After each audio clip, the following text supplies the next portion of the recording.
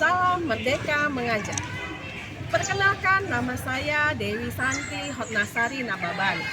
Saya merupakan calon guru penggerak angkatan 10 dari SMA Negeri 1 STM Hilir, Kabupaten Deli Serdang, Provinsi Sumatera Utara. Video ini merupakan tugas dari demonstrasi konseptual Modul 3.1 Etika Akademik Pemimpin Pembelajaran. Di sini saya akan mewawancarai 2 orang kepala SMA di lingkungan tempat saya mengajar. Salah satunya merupakan kepala sekolah di mana saya bertugas. Satu lagi, saya memilih kepala sekolah di Suprayon 37 tempat saya juga bertugas. Saksikan video saya. Selamat sore Pak Rencus. Ya, selamat sore Bu Dewi. Bagaimana kabarnya Pak? Wah, sehat Bu, sehat. Iya, sampai sore masih semangat ya Pak ya. Kita semangat Bu. Mohon maaf Pak mengganggu waktu Bapak sekitar 10 sampai 20 menit Pak. Di sini saya ingin melaksanakan tugas saya demonstrasi konseptual modul 3.1 yaitu etika akademik pemimpin pembelajaran. Mungkin Bapak sudah paham lah Pak ya, karena kan Bapak juga merupakan guru penggerak angkatan 5 ya Pak ya. Nah, tugas saya di sini Pak adalah mewawancarai kepala sekolah. Itu ada 2 kepala sekolah yang saya wawancarai, salah satunya harus kepala sekolah di mana saya bekerja Pak. Oke Pak. Oke Pak, saya mulai wawancara ya Pak ya. Jadi kan Pak ini mengenai etika akademik pemimpin pembelajaran. Sebelum kita mulai wawancara, Bapak boleh memperkenalkan diri Bapak, nama Bapak dan asal maksudnya sekolah Bapak. Nah yang di sini. Oke, terima kasih Bu Dewi. Saya senang sekali. Nama saya Rencus Benyamin Sinabariba SSMPD. Saya merupakan PLT SMA Negeri 1 STM Hilir. Iya, mulai kapan Pak ya? Terhitung mulai tanggal 2 Agustus 2024. Saya sudah terhitung SK saya di sini. Ini masih baru ya Pak ya? Iya, kurang hitungan minggu lah Bu. Tapi udah banyak ini kayaknya Pak ya. Udah banyak etika akademik ya nih Pak ya. Ya, mudah-mudahan karena saya juga punya pengalaman di sekolah yang lama sebagai wakil kepala sekolah, sehingga yang mudah-mudahan dari pendidikan guru penggerak juga dulunya yang benar-benar bisa saya terapkan di sekolah ini. Oke, baik Pak, kita mulai wawancara kita Pak. Ini pertanyaan saya yang pertama ya Pak ya. Selama ini bagaimana Bapak mengidentifikasikan kasus-kasus yang merupakan dilema etika atau rujukan moral? Di sekolah ini Bu ya. Iya Pak, jadi 2 minggu ini pasti udah banyak Bapak dapat ya dilema etika ya Pak ya. Iya, benar sekali Bu. Jadi pengalaman saya selama kurang lebih 2 minggu ini ya banyak sekali yang saya jumpai ya termasuk ya Bapak Ibu guru dilema etika. Karena memang di sekolah apapun ceritanya itu pembelajaran memang harus berjalan. Jadi kelas itu memang tidak boleh kosong. Nah, terkadang ya ada juga beberapa orang guru atau kelas itu memang kosong dan permisi kepada saya. Nah jadi itu juga terkadang saya juga merasa perlu memang memberikan izin kepada guru-guru yang tidak masuk karena memang ada urusan keluarga dan sebagainya.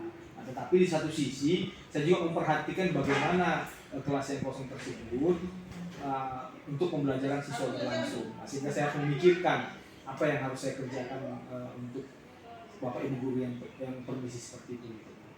Jadi Bapak masih 2 minggu juga udah ada yang permisi ya Pak ya?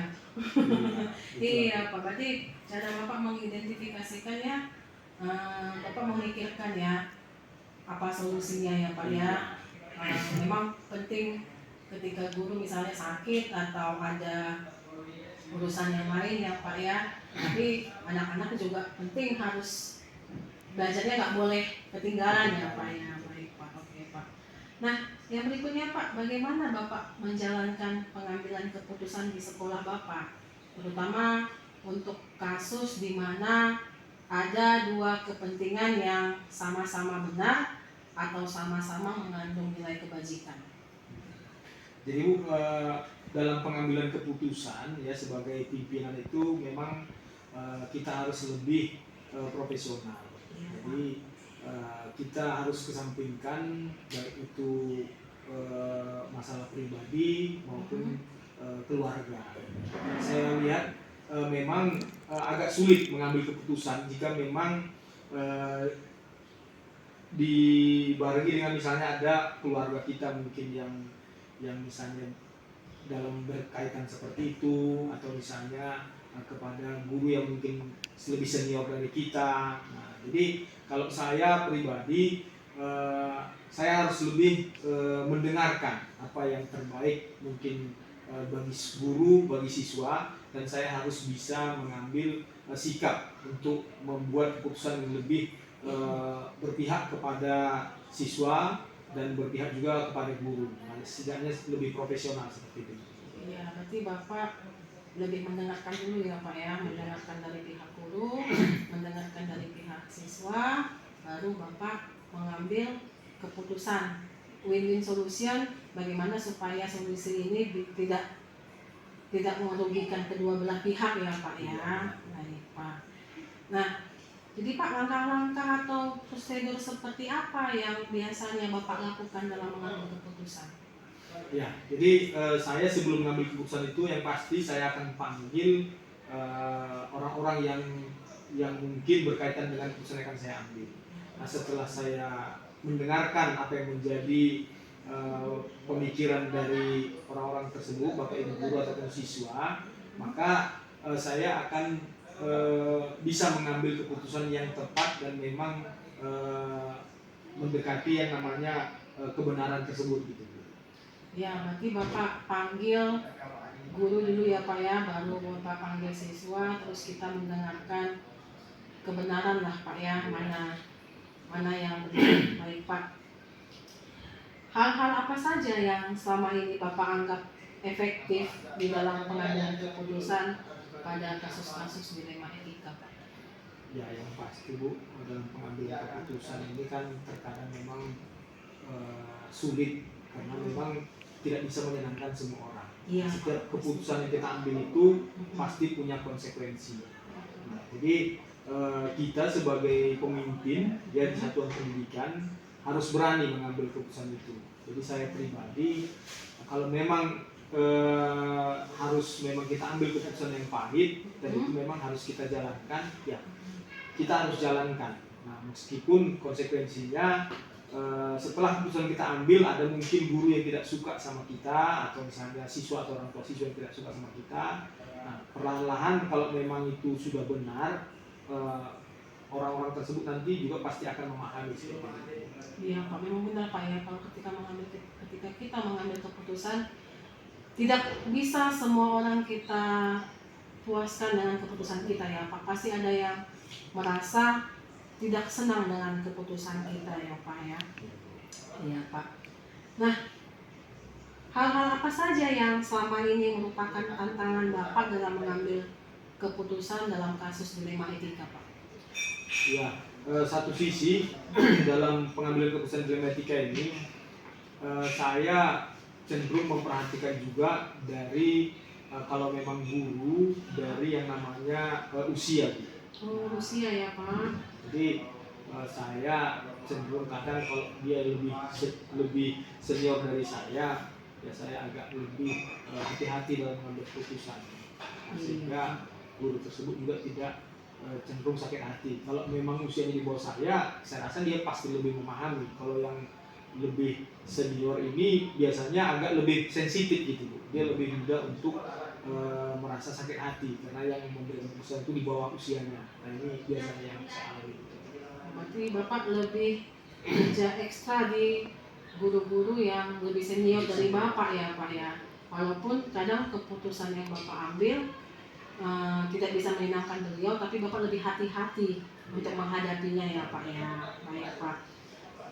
Apakah Bapak memiliki sebuah tata cara atau jadwal tertentu dalam sebuah penyelesaian kasus dilema etika Pak? Jadi apakah Bapak langsung menyelesaikan di tempat atau memiliki jadwal untuk menyelesaikannya Pak?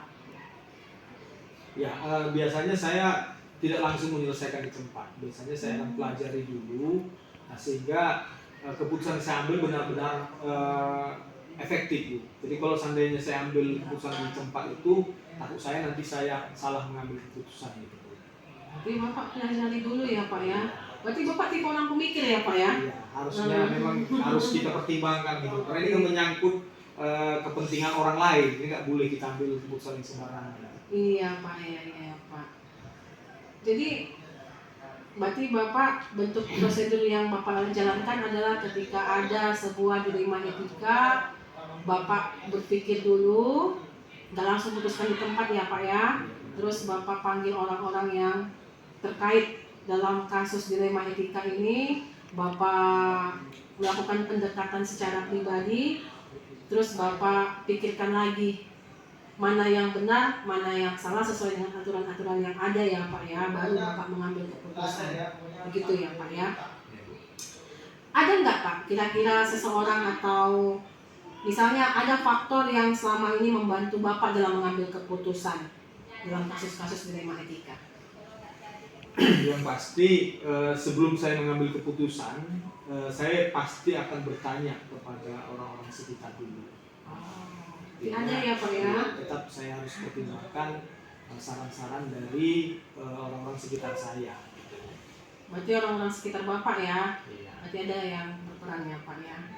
Iya Pak. Dan pertanyaan terakhir Pak dari diskusi kita pada hari ini, dari semua hal yang Bapak sampaikan, pembelajaran apa yang Bapak petik dari pengalaman Bapak mengambil keputusan dilema etika Pak?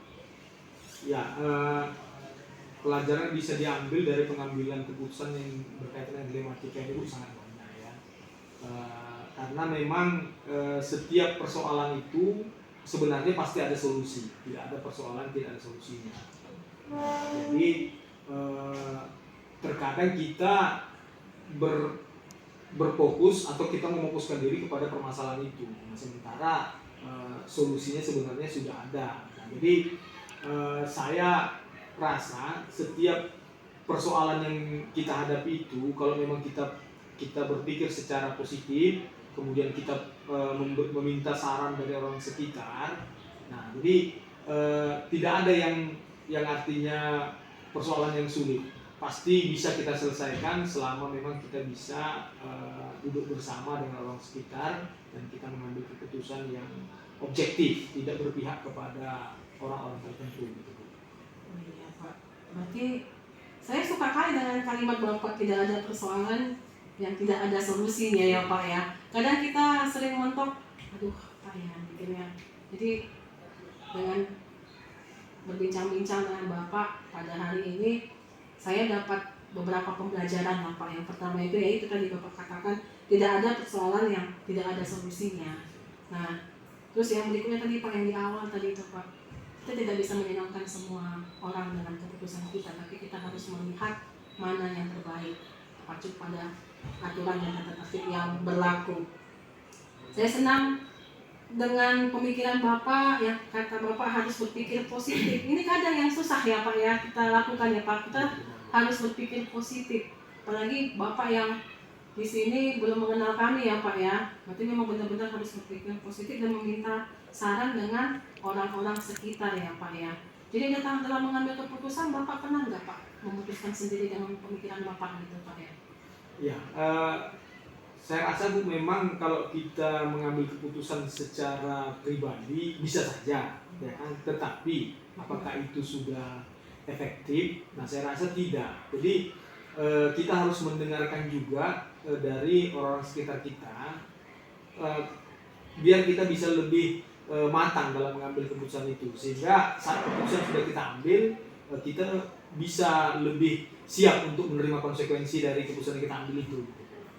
Ya Pak ya, berarti selama ini Pak, terkadang saya jujur saja Pak, sebagai seorang guru, saya sering mengambil keputusan sendiri, tapi dengan berbicara langsung dengan Bapak, dari hasil pembicaraan kita bahwa setiap keputusan yang kita ambil itu kita harus memikirkan dulu Pak, terus kita cari solusi yang terbaik supaya bisa menyenangkan semua orang, walaupun setiap keputusan itu tidak bisa menyenangkan semua orang ya Pak ya. Ya Pak, terima kasih lah Pak untuk pencerahan Bapak pada hari ini. Sudah menambah wawasan saya sebagai seorang guru. Walaupun tadinya wawancara ini hanya untuk pemenuhan tugas, tetapi saya tercerahkan Pak pada momen ini. Nah, jadi Pak, demikianlah wawancara kita. Semoga Bapak sukses ya Pak dalam memimpin kami, bawahan Bapak di sekolah ini. Terima kasih banyak ya Pak. Ya, terima kasih Bu Dewi. Semoga sukses Oke. juga, lancar pendidikan guru penggeraknya dan Amin. menjadi guru yang inspiratif bagi siswa maupun bagi Amin. guru-guru. Oke, saya izin ya Pak undur diri. Terima kasih Bu. Selamat pagi menjelang Pagi, Bu. siang. Iya Bu, Bagaimana kabarnya Bu? alhamdulillah saya baik, saya sehat luar biasa. Iya Bu, ini saya kan Bu lagi melaksanakan tugas saya di demonstrasi konstekstual modul 31 etika akademik pemimpin pembelajaran. Di sini saya bertugas untuk mewawancarai beberapa kepala SMA yang ada di sekitaran tempat saya bertugas. Nah, karena kebetulan Bu B ini kan satu subrayon kita Bu ya, Iya, subrayon Bu. 37. Jadi saya ingin mewawancarai Ibu mengenai dilema etika etika akademik pemimpin pembelajaran. Sebelum kita mulai wawancara Bu, bisa Ibu memperkenalkan diri Ibu? Baik ya, nama saya Melestari SE, saya dari sekolah SMA Swasta Islam Terpadu Baitul Quran Bu. Nah, jadi memang saya ini masih baru Bu, tapi Ya.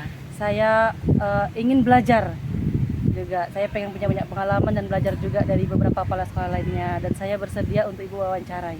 Iya Bu, mohon maaf Bu, seharusnya kan Bu saya datang ke sekolah Ibu melaksanakan wawancara di sekolah, tapi kayaknya kegiatan Ibu ini padat ya. Iya. Kita udah atur dari jauh-jauh hari, dari 3 hari yang Benar, lalu, benar. tidak bisa, semalam juga. Saya hampir putus asa loh Bu. Aduh, saya ini harus, kita dapat rencana Benar, kan Bu, benar, tapi benar. tiba-tiba kita ketemu di acara Acara nih. seminar SDM Unggul. Iya, Bu. Mohon saya izin waktunya sebentar ya Boleh, Bu ya, Bu, 10 boleh. sampai 20 menit untuk Boleh, melakukan Bu. wawancara. Kita mulai pertanyaan kita ya Boleh Bu ya. Bu. Nah, untuk pertanyaan pertama Bu.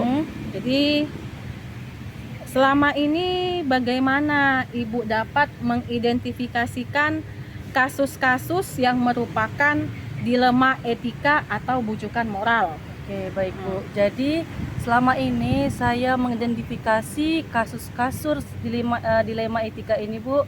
Salah satunya saya panggil beberapa guru Ya. untuk mencari kebenarannya, apa yang terjadi di lapangan. Iya. Kemudian siapa pelakunya. Nah, Ya. untuk diuji Bu kebenarannya supaya bisa dicari tahu. Nah, jadi dengan adanya koordinasi tadi dan rapat dengan guru-guru, saya dapatkan hasil yang baik dan benar Bu. Nah, itulah saya mengidentifikasinya. Berarti Bu. mengidentifikasikannya awal itu kita cari guru-guru dulu. Iya, saya panggil beberapa Terus guru. kita cari mengidentifikasi masalah mengenai benar atau benar. salah. Barulah Barulah pelaku-pelakunya. pelaku-pelakunya kita cari, barulah kita mulai memikirkan Solusinya, penyelesaian pengambilan masalah, keputusannya, Bu. pengambilan keputusan yang Mm-mm. baik-baik Bu. Nah, selama ini bagaimana Ibu menjalankan pengambilan keputusan di sekolah Ibu, terutama untuk kasus-kasus di mana ada dua kepentingan yang sama-sama benar atau sama-sama mengandung kebajikan? Baik Bu, nah memang dilema kita sebagai pemimpin ini adalah memutuskan pengambilan keputusan tadi ya Bu ya. Iya Bu. Apalagi kalau sama-sama benar. Iya. Tapi begitupun Bu, apapun itu masalahnya tetap saya musyawarahkan dan sudah pasti saya berpegang teguh pada peraturan yang berlaku. Nah, serta memandang kebaikan dari kedua sisi untuk mana-mana yang lebih baik. Gitulah Bu. Berarti Ibu pertama harus melihat peraturan yang ada, baru tahapannya. bermusyawarah, Benar. baru mengambil keputusan. Benar Bu. Iya, jadi tidak secara langsung Ibu mengambil keputusan ya Tidak Bu? Bu. Iya, iya, oke Bu. Nah, langkah-langkah atau prosedur seperti apa yang biasanya Ibu lakukan selama ini dalam mengambil keputusan? Oke, baik. Nah, jadi ketika saya dengar ada terjadi kasus dilema etika ini Bu, sudah pasti tadi seperti yang awal saya sampaikan bahwasanya pasti akan saya panggil dulu guru-gurunya Ya, untuk Bu. koordinasi rapat dan dicari tahu kebenarannya. Nah, setelah koordinasi sudah pasti kami memutuskan, Bu. Ya, Bu. Memutuskan serta kami panggil biasanya itu yang bersangkutan, Bu, ke sekolah untuk diselesaikan di sekolah bersama-sama dengan pelaku maupun yang menjadi korban. Nah, begitu, Bu. Setelah itu akan kami siapkan beberapa mungkin surat perjanjian. Nah, untuk tertangani oleh si pelaku maupun saksi, Ya, baik Bu. itu dan juga saya sebagai kepala sekolah, Bu. Begitu, Iya, Bu. Bu. Berarti Ibu bilang tadi Ibu masih baru ya jadi kepala sekolah, Bu, ya, di 2 tahun ya, Bu? Ini jalan ke 3 tahun. 3 tahun. Udah banyak kasus-kasus yang Ibu. Lumayan. Apalagi sekolah saya ini kan, Bu, pondok pesantren. Jadi Oh. anak-anak itu mondok di sekolah saya. Oh, Ada iya, selamanya iya. 24 jam, Bu. Pasti ada saja kejadian, Bu. Iya ya, Di dalam Pak ya. itu, iya. Oke, Bu. Ah. Berarti itu tadi ya, Bu, ya, langkah-langkah yang Ibu lakukan ya, Iya, yang Bu. sejauh ini ya, Bu. Baik, Bu.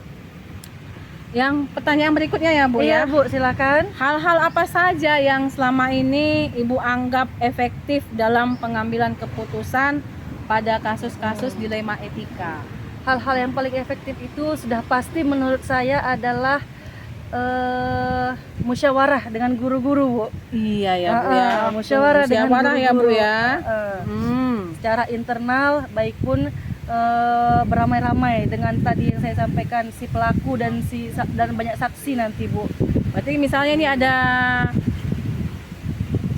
apa, Bu? Ada kasus atau pelanggaran etika, Ibu harus panggil semua ya, Bu, ya. Iya. Yang pihak yang diuntungkan, pihak yang dirugikan, didudukkan secara bersama, Benar. dilakukan musyawarah antar guru, baru dilihat tata tertibnya, Benar, Bu. baru Ibu ambil keputusannya ya, Benar. Bu, ya. Nah, tadi kan saya katakan Ibu sudah 2 tahun ya, Bu, ya, jadi kepala sekolah, Bu, dan pasti banyak menghadapi kasus-kasus yang ada ya, Bu, ya. Apalagi Ibu bilang sekolah Ibu pondok ya, mondok dia. Kalau kami bilang boarding school ya, itu, Bu, ya. Iya, benar, boarding school, Bu. Nah, selama ini, Bu, hal-hal apa saja yang merupakan tantangan Ibu dalam mengambil keputusan pada kasus-kasus dilema etika?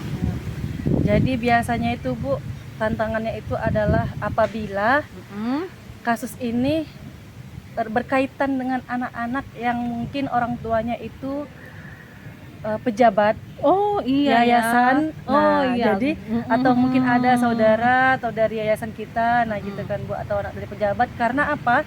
Dikhawatirkan akan ada campur tangan lain, Bu. Nah, Iya, ya, Bu, ya. jadi kadang-kadang disitulah dimana saya mungkin kadang harus menghargai atasan saya, yayasan, pejabat lain gitu. Nah, tapi kembali lagi, Bu, saya tetap berpegang teguh pada peraturan yang ada. Iya, Nah, Bu, ya. Jadi iya, Bu. kita kembali melihat mungkin kita dilema ketika yang terkena kasus itu adalah terkait dengan anak pejabat Benar. atau anak guru, ada juga, Bu, ya. Bisa jadi, Bu. Tokoh masyarakat. Benar. Nah, tapi dilemanya di situ kejadiannya, tapi Ibu tetap berpegang teguh ya, Bu, Benar. ya, pada aturan-aturan yang sudah ada di sekolah dan melaksanakan pengambilan keputusan seperti yang tadi Ibu katakan. Benar, ya, Bu. tahapan-tahapannya, Bu, ya. Berat juga ya, Bu, ya. Berat. Begitulah, Bu, ya. Iya. Pernah kena bentrok gara-gara keputusan Ibu? Pernah, kalau cekcok atau bertengkar itu pasti ada, Bu. Iya, Bu, iya, ya, iya. pasti ada. Apalagi kadang ada pelaku yang tidak terima. Ya, Nah, karena setiap sisi pasti merasa dia benar. ya. Nah, sudah pasti ada bentroknya, Bu, itu, Bu, baik Iya. antara saya, orang tua maupun si pelaku. Tapi tetap saya sampaikan kepada setiap pihak bahwasanya beginilah peraturan kami, Bapak Ibu, dan itu harus disesuaikan dengan peraturan yang berlaku. Iya ya, Bu. Itulah, Bu. Iya, Bu. Jadi pernah nggak, Bu, kejadian misalnya ada seseorang yang sudah Ibu ambil keputusan kepada seseorang itu yang menurut dia mengakibatkan rugi sama dia. Ibu pernah ketemu kembali dengan dia? Pernah, Bu. Nah, Bagaimana ketika proses pertemuan kembali? pertemuan hubungannya? kembali itu ya karena sudah saya jelaskan kan Bu, sesuai dengan peraturan yang berlaku, sudah saya musyawarahkan, itulah keputusan kami sudah bulat, tidak bisa diganggu gugat. Nah ketika ketemu lagi itu Bu, ya sudah sama-sama saling baik, tidak ada perdebatan lagi, karena memang sudah sama-sama minta maaf pada akhirnya Iya Bu. ya Bu ya. Mau yang benar ataupun salah, pada intinya sama-sama minta maaf dan menghargai. Oke Bu. Iya, Bu. Baik Bu, yang berikutnya Ibu ada nggak memiliki sebuah tata kala atau jadwal tertentu dalam sebuah penyelesaian kasus dilema etika? Apakah Ibu langsung menyelesaikan di tempat atau memiliki sebuah jadwal untuk menyelesaikannya? Itu bagaimana Bu? Kalau jadwal Bu tidak ada, karena kan kejadian kasus ini tidak rutin. Ya. Nah, jadi ya saat itu kalau kasusnya memang ringan, kami selesaikan saat itu juga. Oh ya Bu, Tapi ya Bu. kalau kasusnya berat, kami pasti tadi seperti saya sampaikan musyawarah melalui tahapan-tahapan yang sudah kami tentukan, mengikuti peraturan yang berlaku sampai pada pengambilan keputusan. Oh, berarti Itulah Bu. itu prosedur yang Ibu jalankan Benar, Bu. ya. Iya baik Bu. Nah, adakah seseorang atau adakah hal-hal atau faktor-faktor apa yang selama ini membantu Ibu dalam mengambil keputusan dilema etika? Kalau seseorang itu ada, tapi beberapa orang. Oh, Karena orang kan yang khusus? orang yang khusus nggak ada. Ya Bu ya. Kalau beberapa orang itu ada, sudah pasti guru-guru, Ya. ya kan, guru-guru yang apalagi kalau guru-guru itu yang melihat langsung kejadian tersebut. Nah, Ya. untuk saya minta keterangan. Nah, jadi Ya. memang beberapa guru ini karena mereka yang sering juga berinteraksi dengan anak-anak, mereka yang kadang lebih paham. Ya. Karena kan saya seperti kepala sekolah kan saya pasti banyak kan di kantor, Ya. di dinas, di Ya. luar Bu ada acara. Jadi ya guru-guru tadi ini sangat membantu saya ketika di lapangan Bu, karena pasti mereka sendiri yang melihat langsung kejadian tersebut untuk memberikan keterangan. Iya ya Gitu Bu. lah, Bu. Berarti yang membantu Ibu itu ya guru-guru Iya, ya Bu, ya. Orang-orang benar. yang memang ada di sekitar Ibu. Benar, ya. Bu. Baik Bu. Dan pertanyaan terakhir ini ya Bu Iya, ya. Bu, iya, silakan. Dari semua hal yang disampaikan tadi, dari diskusi kita, dari wawancara kita tadi Bu, pembelajaran apa yang Ibu petik dari pengalaman yang Ibu alami dalam mengambil keputusan dilema etika? Jadi pelajaran yang bisa saya ambil itu adalah adanya kerjasama yang baik. Nah, adanya kerjasama yang baik, koordinasi yang baik antara saya dengan Bapak Ibu guru di sekolah saya, Bu. Nah, saya menghargai mereka, begitupun mereka mengikuti peraturan yang berlaku juga. Ketika saya mintai keterangan, mereka datang tepat waktu, kami menyelesaikan sama-sama untuk pencarian tadi kebenarannya. Kemudian tadi ya untuk mengambil keputusan juga yang baik. Nah, jadi gitulah Bu, pada intinya memang adanya kerjasama yang baik antara saya dengan beberapa pihak yang ada di sekolah saya Bu. Iya Bu, berarti kerjasama yang Ibu buat, terus koordinasi yang baik, ada saling menghargai. Benar Bu. Guru menghargai Ibu sebagai pimpinan, Ibu juga menghargai mereka sebagai orang-orang yang terjun langsung ke lapangan. Benar ya, sekali Bu. Bu. Ya.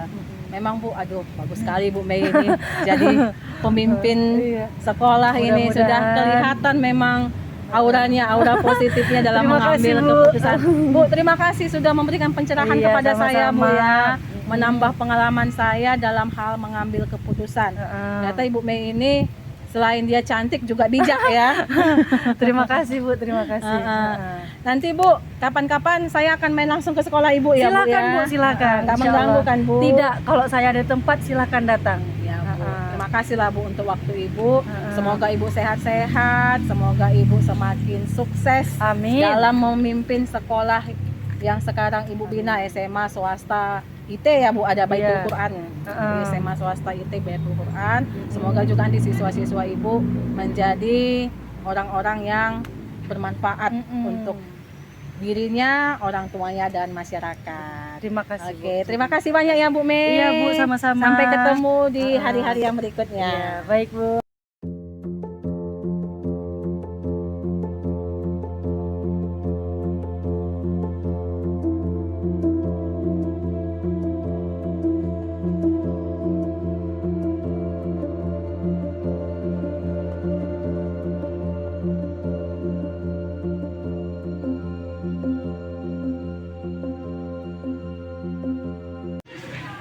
Demikianlah hasil wawancara saya dengan dua kepala sekolah di STM Hilir dalam rangka penyelesaian tugas demonstrasi konseptual modul 3.1 Etika Akademik Pemimpin Pembelajaran.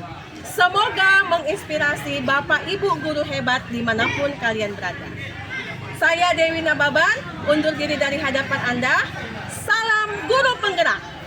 Tergerak, bergerak, menggerakkan.